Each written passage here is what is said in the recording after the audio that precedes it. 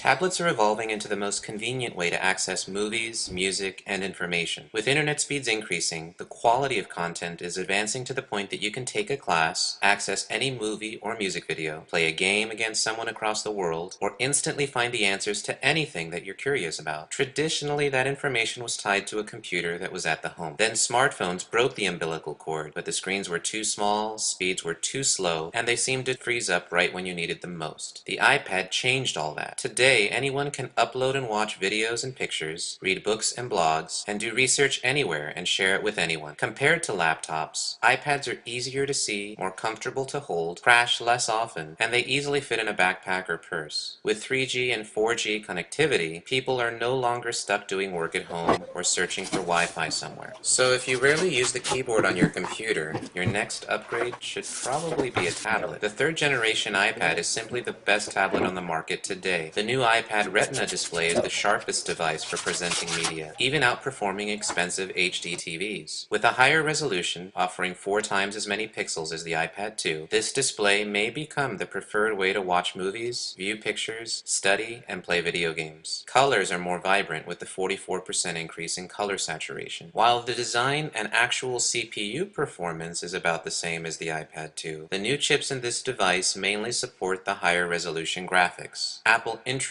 a quad-core graphics chipset, and the RAM was increased from half a gigabyte to 1 gigabyte. Basically, the new iPad is the first tablet that can take full high-definition mobile. The Retina display is the most attractive feature. Ideally, the iPad would be about 2 feet away, which is equivalent to a typical HD TV that is 10 feet away, except for the fact that the resolution is so high that even high-definition video has to be downscaled. On the downside, application, picture, and movie files, best viewed in the new iPad, will be much larger. This won't affect performance as much as it gobbles up storage space, making 16 gigabytes seem inadequate. Unfortunately, this will not only affect new iPad users, but also other iOS users, as the new iPad apps will be increasingly developed for the Retina display over the standard displays. The wireless capabilities have also improved. With Bluetooth 4.0, you can take advantage of any future ultra-efficient Bluetooth smart devices that I hope will be developed in the future. If you are thinking about going mobile with your iPad, the 4G LTE capabilities make this iPad even faster than most home broadband speeds. But you will pay a price. First question is, which carrier should you choose? To answer this, I like to think about service and price. Verizon's 4G network is more extensive, reaching over 200 million people today, and intends to reach 90% coverage by the end of the year. Also, because of bandwidth differences, Verizon will outperform AT&T in Chicago, LA, and a few other cities. Verizon's new iPad currently can be used as a personal mobile hotspot, and some reports are claiming that the SIM card in AT&T's iPhone will work in Verizon's iPad, allowing a fallback to 3G speeds. On the flip side, AT&T has way more hotspots where you could fall back to Wi-Fi. Now, with respect to data plans, the good news is there are no long-term contracts. If you plan on using a lot of data, Verizon offers better terms. For AT&T, the starting plan is $15, but it's only 250 megabytes, which is really only good enough for browsing the web, but definitely not for watching videos or listening to music. With Verizon, the starting plan is $20 for 1 gigabyte, but if you plan on occasionally tethering your iPad to a laptop, you could wind up hitting the limits pretty quick. Subscribe and check the links below for more information. One problem with 4G devices is the battery life is relatively poor. Add on top of that the new iPad's Retina display, and you have a power hog tablet. Apple addresses this problem by packing a battery that holds 70% more power, but that also means it will take longer to charge, and the new iPad is heavier and a bit thicker. Also, the new iPad will get noticeably warmer than the iPad 2, especially when using 4G. The camera in the new iPad is much improved with 5 megapixels, autofocus, and tap-to-focus capabilities. It also has the same face detection found in the iPhone 4 series. The lens has a large aperture with a 5-element lens that makes pictures come out way better. You also get 1080p video recording with image stabilization. But taking pictures or recording video with the new iPad will always look awkward. With the right apps, this feature might come in handy. Somehow. Essentially, a tablet is only as good as the software it has, and here Apple has no equal.